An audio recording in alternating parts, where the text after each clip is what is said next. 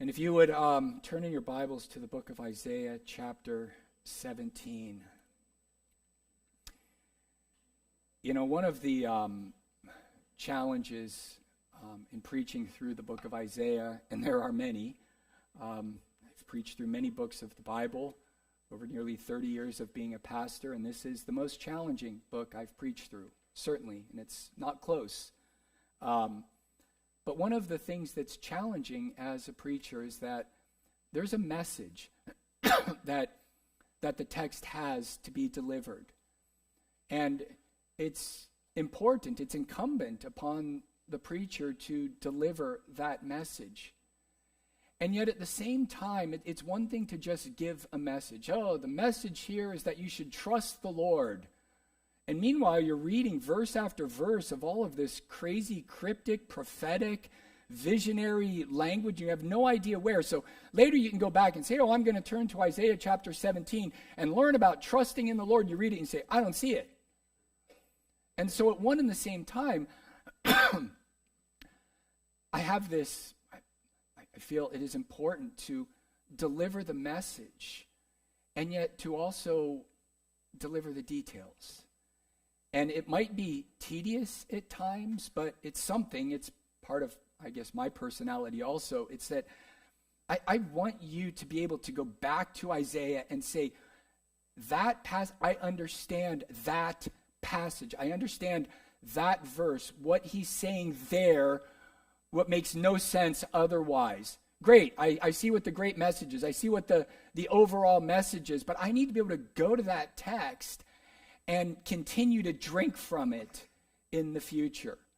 And that requires parsing out a lot of the detail just because I want you to be able to glean from it beyond just Sunday morning. And so this morning, as we continue our trek through the book of Isaiah, we're going to be looking at chapters 17 and 18 as Isaiah continues to deliver these oracles of judgment upon the surrounding nations. And in doing so, he's once again highlighting the Lord's supremacy over all of the nations. That the nations can rage and the nations can rebel against God, but in the end it's in vain. They can shake their fist at God all they want, but it's futile. In many ways, these chapters, and not just these chapters, but chapters 13 through 23, are really kind of, they bring to life what we read in Psalm 2. You know, Psalm 2, where the psalmist says, the nations rage and the peoples plot in vain. The kings of the earth, they set themselves against the Lord and against his anointed. And meanwhile, you know what the Lord does? The Lord laughs. He laughs. He looks at him and says, really? I read it somewhere and it cracked me up. It's like a 2-year-old that's buckled into their car seat and they're kicking and screaming. They want out of that harness so bad and they can't do anything. That's the nations before God. They're like 2-year-olds throwing a fit. They can rage against him. But it doesn't matter, as all sovereignty belongs to him alone. And this is the message that Isaiah brings home to us here in our passage before us. And in doing so, he shows us the folly of placing our hope and our trust in man rather than in him. And this is what we'll be looking at this morning. And so again, we've got 2 chapters. They aren't very long. Chapter 18 is only 7 verses. And so let us give honor and attention to the reading of God's word. An oracle concerning Damascus. Behold, Damascus will cease to be a city and will become a heap of ruins. The cities of Arar are deserted. They will be for flocks which will lie down, and none will make them afraid. The fortress will disappear from Ephraim, and the kingdom from Damascus. And the remnant of Syria will be like the glory of the children of Israel, declares the Lord of hosts. And in that day the glory of Jacob will be brought low, and the fat of his flesh will grow lean. And it shall be as when the reaper gathers standing grain, and his arm harvests the ears, and as when one gleans the ears of grain in the valley of Rephaim. Gleanings will be left in it, as when an olive tree is beaten, 2 or 3 berries in the top of the highest bough, 4 or 5 on the branches of a fruit tree, declares the Lord God of Israel. In that day man will look to his Maker, and his eyes will look on the Holy One of Israel. He will not look to the altars, the work of his hands, and he will not look on what his own fingers have made, either the Asherim or the altar of incense. In that day their strong cities will be like the deserted places of the wooded heights and the hilltops, which they deserted because of the children of Israel, and there will be desolation. For you have forgotten the God of your salvation, and have not remembered the rock of your refuge. Therefore, though you plant pleasant plants and sow the vine branch of a stranger, though you make them grow on the day that you plant them and make them blossom in the morning that you sow, yet the harvest will flee away in a day of grief and incurable pain. Ah, the thunder of many peoples. They thunder like the thundering of the sea. Ah, the roar of nations, they roar like the roaring of mighty waters. The nations roar like the roaring of many waters, but he will rebuke them, and they will flee far away, chased like chaff on the mountains before the wind and whirling dust before the storm. At evening time, behold terror. Before morning they are no more. This is the portion of those who loot us, and the lot of those who plunder us. Ah, land of whirring wings that is beyond the rivers of Cush, which sends ambassadors by the sea and vessels of papyrus on the waters. Go, you swift messengers, to a nation tall and smooth, to a people feared near and far, a nation mighty and conquering, whose land the rivers divide. All you inhabitants of the world, you who dwell on the earth, when a signal is raised on the mountains, look. When a trumpet is blown, hear. For thus the Lord said to me, I will quietly look from my dwelling like clear heat and sunshine, like a cloud of dew in the heat of harvest. For before the harvest, when the blossom is over and the flower becomes a ripening grape, he cuts off the shoots with pruning hooks, and the spreading branches he lops off and clears away. They shall all of them be left to the birds of prey of the mountains and to the beasts of the earth. And the birds of prey will summer on them, and all the beasts of the earth will winter on them. At that time, tribute will be brought to the Lord of hosts from a people tall and smooth, from a people feared near and far, a nation mighty and conquering, whose land the rivers divide, to Mount Zion, the place of the name of the Lord of hosts. This is the word of the Lord. Will you pray with me?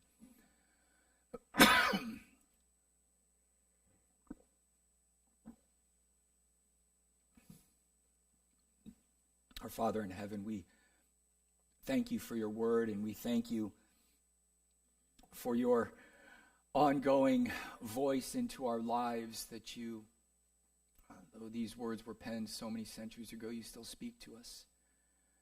And Father, this morning I pray that we would hear these words as what they really are, that these are the words of the living God. And I pray, Lord, that we would be shaped by them, we would be transformed by them, we would be strengthened by them, and that you, by your Spirit, would do your work in us through them. Please, Father, I pray you would grant me much grace, much clarity of speech as I proclaim your word, that I would do so in a way that gives light, and in a way that also honors and glorifies you. And I ask this in Christ's name. Amen. So to whom will you look, and in whom will you trust? This is perhaps the question that Isaiah is most concerned with throughout his entire prophecy, as throughout this book he is constantly, incessantly trying to get Judah to look to and trust in the Lord rather than men. And in many ways, in many places, this is his goal. But the question is, what does that mean, and what does it look like?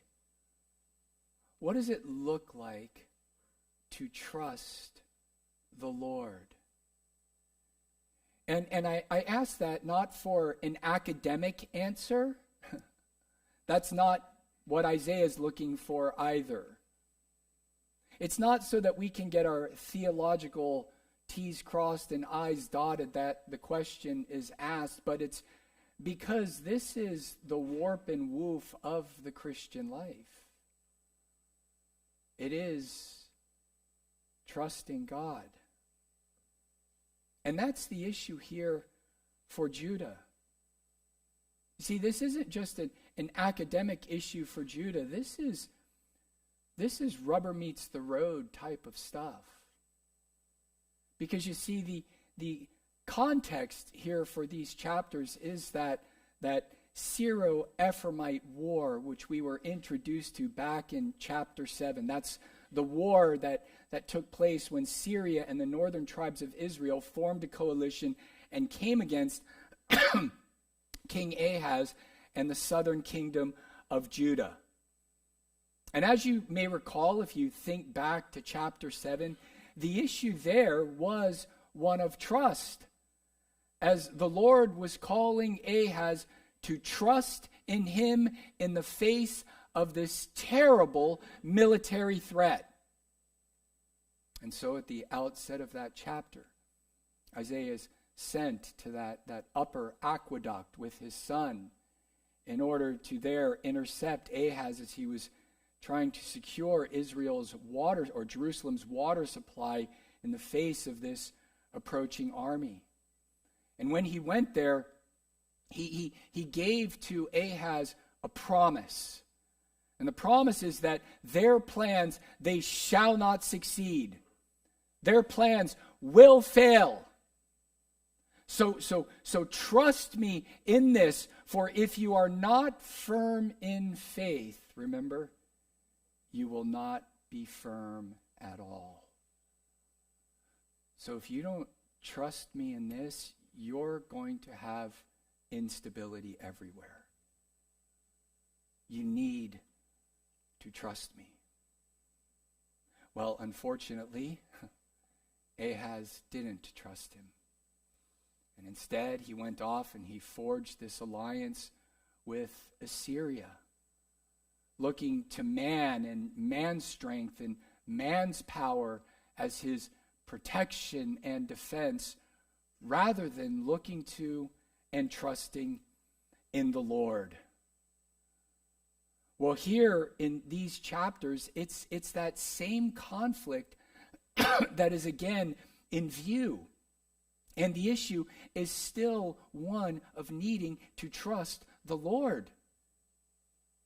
As one commentator put it, it was the attack of Israel and Damascus on Judah that precipitated this entire crisis of faith and trust. It was because Judah turned to the nations of the world for its help in that moment instead of to God that the whole issue of judgment of the nations is being discussed in chapters 13 through 23. In other words, the whole point of these chapters, where oracle after oracle after oracle is given against the surrounding nations, is to show God's covenant people the folly of trusting in man and looking to earthly power for their security, since that earthly power has no power before the almighty power of God. So why trust in them? It's like trusting in a 2-year-old rather than in trusting in a full-grown, fully mature man. Why are you trusting in them? You're looking to them for their security, and every one of them, they're like nothing before the Lord. And so don't look to the nations, don't look to man, but look to the Lord and trust in him. That's the issue. And that's the question, what does that look like?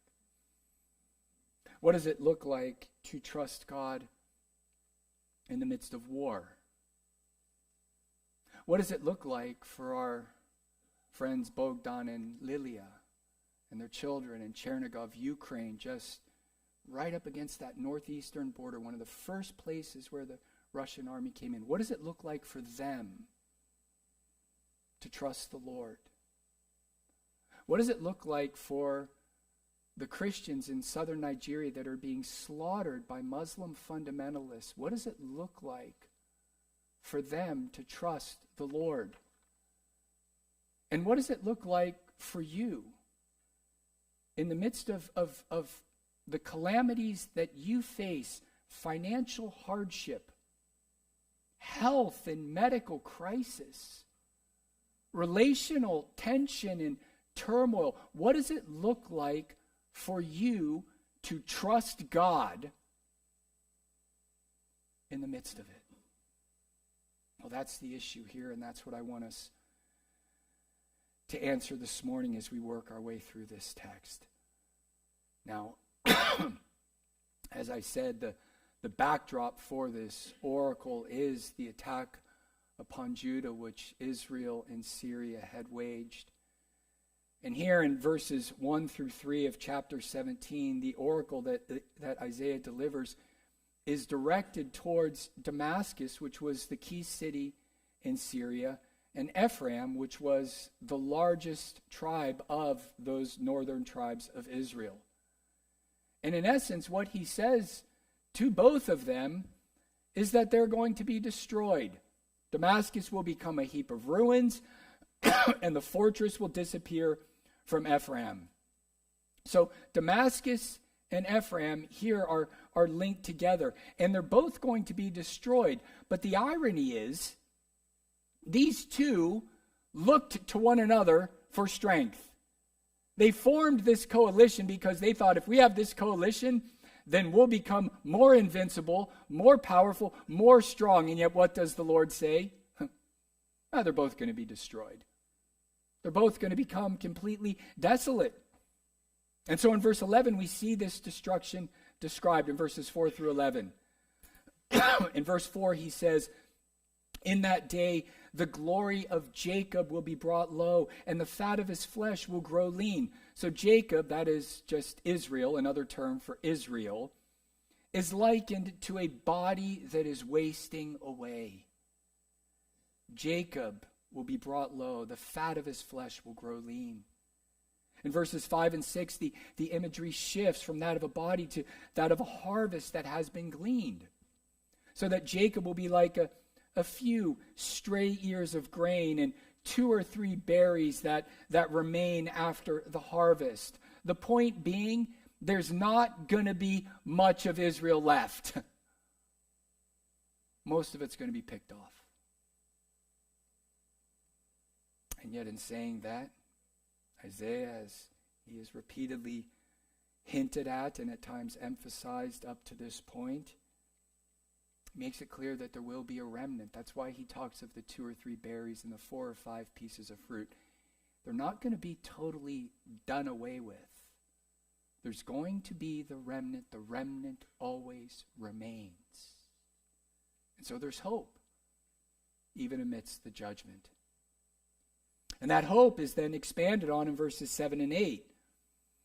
As Isaiah points to a day when man will turn away from idols and look to his makers, and his eyes will look to the Holy One of Israel. And here what he's doing is he's looking out to this messianic age, this age when in fulfillment of God's promise to Abraham, all of the nations are blessed in him. The word in Hebrew that's used here, translated mankind, is ha'adam, and that speaks of mankind in general. This isn't his people, this is all people. This is mankind, and so it's looking ahead to that time. So there is this hope that is on the horizon, a remnant for Israel, the nations coming to him. But now, the immediate future is one of judgment. As verse 9 says, their strong cities will be like desolate places. So judgment is decreed. Verse 10 tells us why it is decreed upon Israel. It's because they had forgotten their God. In our reading, it's funny when you're reading through a book like Isaiah, you're reading all this stuff and you don't know what it's saying, and then you read one verse like verse 10. Oh, I get that. They forgot their God. Now he's speaking my language. He's saying things that I can understand. And what he's saying here, it isn't that they had a lapse in their memory and suddenly, they had like temporary amnesia. Who's God? Just kind of scratching and clawing around. But when the scriptures speak of forgetting God, it's speaking of a turning away from God, a walking away from God. So that God is no longer one you walk with and one you worship or one you obey. And there are many examples of this that we see throughout the Old Testament. Back in Deuteronomy chapter 8, verse 11, Moses tells Israel to take care lest you forget the Lord your God. How do you forget him? By not keeping his commandments and his rules and his statutes, which I command you to obey. So to forget the Lord is just to sort of tune him out of your life. It's to say, I don't want to hear what you have to say. I don't really want to do what you want me to do. I don't want to be where you want me to be, worship you how you want me to worship you. I don't want any of that. And this is what Israel had done. And it's what Judah, through Israel's example, is being warned not to do. And I think for all of us, as we realize, when we kind of think, how are these words to be applied to our own lives as we are now, we're not part of the nation Israel, Jewish descent, whatever. But it applies to us in that we are the covenant community. We are those whom God is in covenant with, just as Israel contained that body that he was in covenant with previously. And so when we read something like this, we must take it also as though this is a warning that goes out to us as well. A warning to not forget the Lord. And these warnings are reiterated to us all throughout the New Testament. They come to us in the form of these passages that warn us of apostasy. This falling away. Now, it's important we understand when we speak of apostasy or falling away, we're not talking about losing one's salvation, as that's a complete impossibility. Salvation is something that is totally of the Lord's doing, so it's something that he freely and sovereignly grants, so it's not something you can lose. It's something that he bestows, he accomplishes, and he gives. But when we talk about falling away, we're talking about no longer professing the faith that you once professed. That's what it means to commit apostasy. And so often, the way that this happens is through this process of forgetting. It happens by slowly turning away from worship, slowly turning away from fellowship, slowly turning away from the scriptures, and turning away from prayer, and turning away from church, and turning away from those things that God calls us to do. That's how this forgetting, where we just sort of tune out God, how it takes root within us. It starts small, but then it grows and grows until the turning away or the falling away is complete. And unfortunately, this is something we've all seen. We've all seen people in church for a season, professing faith for a season, perhaps even bearing fruit for a season, but then no longer in church, no longer professing faith, and no longer bearing fruit. And so this word here reminds us to not forget, as this is what happened to Israel. We've got to stay committed to these essentials, to these basics. But Israel forgot, and soon after they forgot, they departed from the Lord. They embraced idols, and judgment came. And it's in light of that judgment that the Lord presses home this one overarching point to them. It's this point that man cannot save, but the Lord alone is the one who saves, as he alone is the one who has absolute power and sovereign authority. And ultimately, when we kind of step back from the details of this passage, that's what this is telling us. And it's telling us it so that we realize the futility of trusting in man. I mean, when you think about it, to trust in man is to trust in one who is flawed and one who is limited and one who is sinful and one who is weak and one who doesn't live forever, one who doesn't know everything and control everything and promise to work everything together for your good, and one who certainly doesn't hold judgment in his hand. I mean, to trust in man, we're trusting in one that just doesn't have authority or power.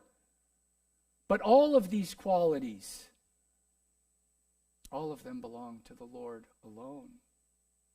And that's why we look to him, and that's why we place our trust in him. And so what then does it look like to trust him? Does it mean that you never seek the help of anyone other than God? That you just, sit on your hands and you pray and you wait. And that's what you do. That's what it means to trust God. Well, there are certainly people who feel that way, people in the church who feel that way. I've talked to people. They don't know how to apply this. And they think if you're telling me to trust God, you're telling me to do nothing. Because God's going to just do it all. And that's what it means. And they feel like to then seek the help of anyone is to somehow betray God or to somehow just, display a lack of faith and trust in God. But the reality is, the way that God most often helps us is through other people. It's actually very straightforward. I don't know if any of you have ever heard that. It's a pretty well-known parable about a man who was standing on his roof, stranded during a flood. And this man, he prays fervently to God to be rescued. And so as the waters rise, a rowboat comes by and the people inside offer to take him to safety. But the man refuses, saying, "No, I'm waiting for God to save me." Later, a motorboat arrives, but again, he declines their invitation for help, insisting, "God will save me." Finally, a helicopter flies overhead and lowers a rope, offering to save this man, but the man waves it off, shouting, "I'm waiting for God." Well, eventually the floodwaters, they overwhelm him, and he drowns. When he reaches heaven, he asks God, "Why didn't you save me?" God replies, "I sent you a rowboat, I sent you a motorboat, and I sent you a helicopter. What more did you want?" See, God, that's how he brings his help to us. It's how he meets us in our times and places of need. It reminds me of that scene in Matthew chapter 25, the final judgment, when Jesus, the one who will judge all, is there, and he separates the sheep from the goats. And the sheep are the believers and the goats are the unbelievers. And as he's separating them, the thing that he uses to distinguish them were their works. And so he says to the sheep. I was hungry and you fed me. I was thirsty and you gave me water. I was naked and you clothed me. I was sick and you visited me. I was in prison and you came to me. Come over here, enter into the glory of your master. And to the goats, they didn't do any of those things. And so off they went into eternal punishment. Now, there's a lot to be said about that parable. It's a wonderful parable. But what's of interest to us is notice who it is that was feeding the hungry, and giving drink to the thirsty, and clothes to the naked, and hospitality to the stranger, visited the sick and in prison. It wasn't angels. It wasn't the invisible hand of God. It was others. It was Christians. So this is how God helps. So to receive help is not to belie a lack of faith or trust in God. It is actually an acknowledgement that this is how God helps. This is how God cares for his people. And thus God helps us with our medical problems through doctors. He helps us with our legal problems through lawyers. He helps us through our relational problems through counselors.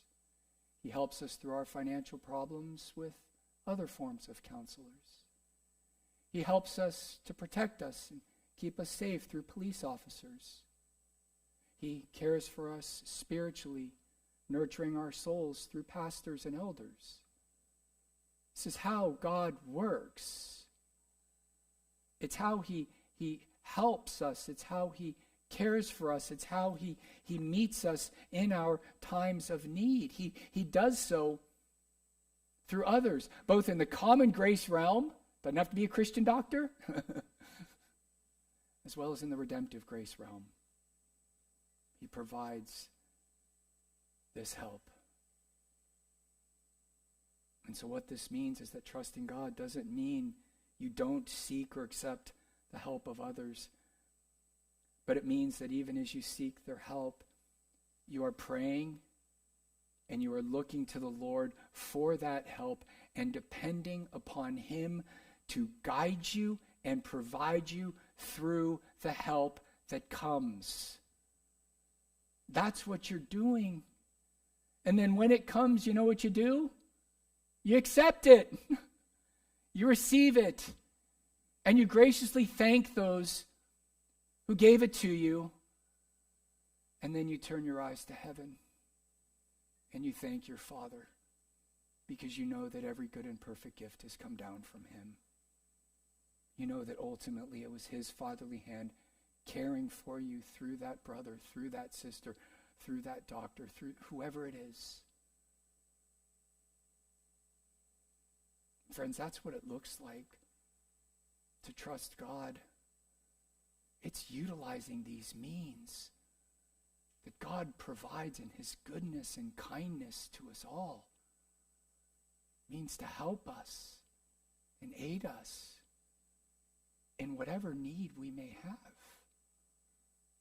And what's wonderful is that when you can be on the giving end of that help, you can be that one to come in and bring that support, bring that care, help meet that need of someone else. It truly is. It's more blessed to give than receive. And to be on that giving end, it is now you are being used by God to bring that help and bring that care to others. And so this is what it looks like to trust God. But this is what Israel failed to do. And that's why seeking help from the Assyrians was wrong. Because you see, it wasn't wrong that they were seeking help, but it was wrong in that they weren't trusting in the Lord. They were just eyes off of God, not looking to him, not depending on him, not trusting in him. It was a binary. It's either God or them. And at the same time, you also have to understand that this alliance it compromised Israel's fidelity to the Lord. Because remember, they were in a national covenant with him, and they were to be a particular people. This was something they had certain ceremonial ways and spiritual religious ways and civil ways that were unique to them. And by forming these alliances, it threatened their fidelity to God. And so what we find is throughout the Old Testament, these warnings to Israel about forming these alliances. Because if you do, you're going to chase after their other gods. You're going to walk away from me and you're going to chase after those other gods. That was his concern, and that was a legitimate concern. Because again, you all think back when we saw this story from a different angle back in chapter 7 and chapter 8. You remember after this coalition was defeated, and Ahaz, what did he do? Ahaz is he's doing cartwheels, rejoicing over Rezin, this king of Syria and the king of Israel. He's rejoicing over them, giving all praise and glory to them, Tiglath-Pileser, the king of Assyria that defeated them. So off he goes up to the north, and 2 Kings 16 tells us this. Off he goes up to the north. He's just excited to go up there, offer tribute to Tiglath-Pileser for defeating these two kings of this coalition. And when he gets up there, remember he sees that altar there in that pagan temple in Damascus. And he's like, wow, that is a really beautiful altar. And so he sends a copy down to Uriah the priest back in Jerusalem and say, make me one of these altars. I want to start sacrificing on this altar. A terrible, horrible idolatry. And you see this alliance, how it snowballed into idolatry and apostasy. And that's what these alliances can do. And it's why even for us in the new covenant, we are warned about certain alliances. We think particularly about the alliance of marriage, the covenant of marriage, and why it is that believers are told, marry whom you will in the Lord. That's it. That's like the non-negotiable. Marry whom you will in the Lord. Why? Because if you marry an unbeliever, there is a good chance, Paul says, how do you know you're going to save that unbelieving spouse? You don't know. There is a good chance that unbelieving spouse is going to start pulling you away. Because now you're not sharing the same values. You're not sharing the same worldview. You're not sharing the same standards. You're not worshiping the same God. And we've all seen this, those of us who've been around a while. We've seen it where a believer marries an unbeliever, and that unbeliever slowly starts pulling that believer away. They're not as regular in church. They're not as faithful in their walk with God. They just begin to drift away. And this is what happens, and it's God's concern, and it's why we all need to be careful about entering into formal alliances with unbelievers, as the difference in beliefs will invariably lead to a difference in lifestyle and values and ethics, and ultimately pose a very real threat to one's relationship with God. And this was God's concern with Israel. And so because of that, God promised Ahaz back in chapter 7 that he would care for him, that he would care for Judah, and that Syria and Ephraim, Israel's plans, they would not stand, they would not succeed. But Ahaz didn't trust the Lord, and this is what all of Ahaz's and Judah's problems stem from. And thus the point here is to trust in him, as he is the one with all power and authority and dominion both now and forever. And Isaiah puts an exclamation mark on this for the rest of chapter 17. As Isaiah, again, just sort of echoing Psalm 2, depicts the nations raging against him, but impotent to do anything about it. Ah, the thunder of many peoples, they thunder like the thundering of the sea. Ah, the roar of nations, they roar like the roaring of mighty waters. The nations roar like the roaring of many waters. But he will rebuke them, and they will flee far away, chased like chaff on the mountains before the wind and whirling dust before the storm. At evening time, behold, terror. Before morning, they are no more. They throw a fit. They're that 2-year-old in the car seat. They're throwing a fit. They're making the threats. But guess what? In the night, they're a rage. In the morning, they are no more. They're done. They're gone. That's all the nations, even the mightiest nations on earth. You think about the most powerful nations on earth, and you think about the most powerful weapons in existence. All of the nuclear warheads that are out there. All of the threatenings of these powerful people. They're nothing before the Lord. They're nothing. And this is what Isaiah wants him to understand. I mean, could you imagine, just imagine for a moment an Isaiah-type figure. It's 1942 and he's on the streets of London. And he's standing there saying in 3 years' time, Germany and Japan, that ruled fully half the world at the time, Germany and Japan will cease to exist as powers. They'd say, you're nuts. This crazy man off the streets. And yet, he would have been right. He would have been right. Because nations rise and fall, but the Lord endures forever. He's the one who endures forever. So how stupid to place our faith, our trust, our hope in man. How foolish.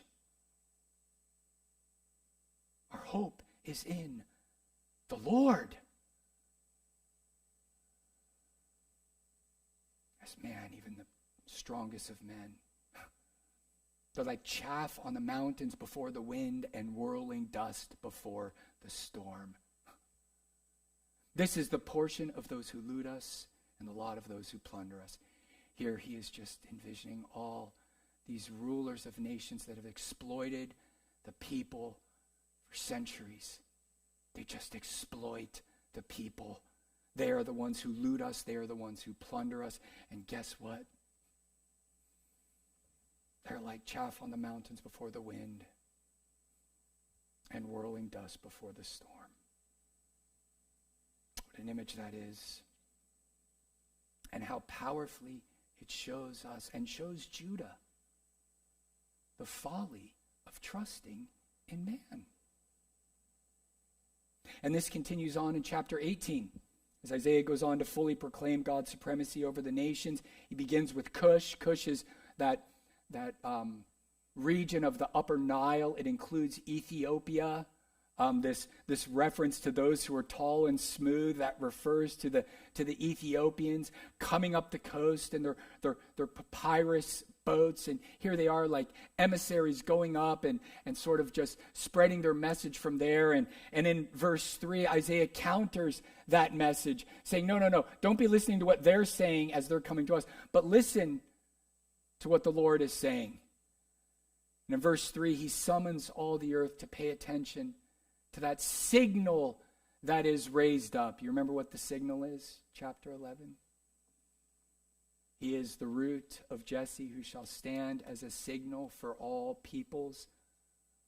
It's Christ, the root of Jesse. Listen to Christ is what Isaiah is saying. Listen to him. He is the one. Summons them to hear the battle trumpet of the Lord, essentially warning the nations that he's the one you need to align yourself with. Look at this signal, who is Christ. Listen to this battle trumpet, which is the Lord. Listen to that and heed that. That's the one you need to align yourself with. It's the one who rules and reigns over all. And in verses 4 through 7, he illustrates the way he exercises his rule and reign. And he does so in a very, very subtle, yet inescapable way. Look at the two ways he describes it. It's like the way heat comes from the sun. And it's the way a cloud of dew comes in the harvest. It's like the Lord's sovereign rule and authority. It's so subtle. We look around and we think, could the Lord really be ruling and reigning?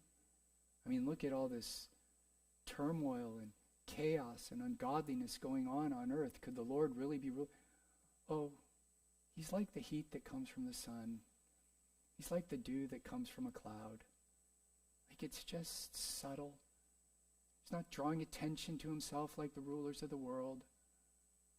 And yet, it's inescapable. You're not escaping that heat of the sun. You're not escaping that dew. It just continues to come. The Lord's authority is over all, and it's seen as nations are lopped off like branches with a pruning hook. And thus again, the point is, nations rise and fall, but the Lord remains forever. And this is what Isaiah is saying here, is he's pointing ultimately to the final judgment. It's depicted in Revelation 19. This is verse 6, where the armies of the beast and false prophet are destroyed, and their corpses there remain, and the birds of the air and the beasts of the field devour them. He's pointing ahead to that. He's saying these nations rise and fall. These people who loot from you and exploit you, they're all going to be judged. And look, here's what it's like. Judgment is facing every one of them. So again, why trust in them? But that's not where Isaiah ends his oracle, but he ends it, verse 7, as he so often does with a word of hope. It's in that same breath where he speaks of judgment upon the wicked, upon the unbeliever, upon these nations. He also speaks of salvation. Salvation, that final, ultimate salvation that nations will partake of. As in verse 7, he envisions the gathering of the nations when people from near and far are coming to Mount Zion to worship the Lord. And so he's setting before them these two paths. This path of trusting in man, and what does it get you and where does it lead you? It gets you nothing and it leads you to judgment. Or trusting in the Lord, what does it get you and where does it lead you? It leads you to Mount Zion. It leads you to salvation, to eternal rest and peace in the new creation. That's what it takes you to.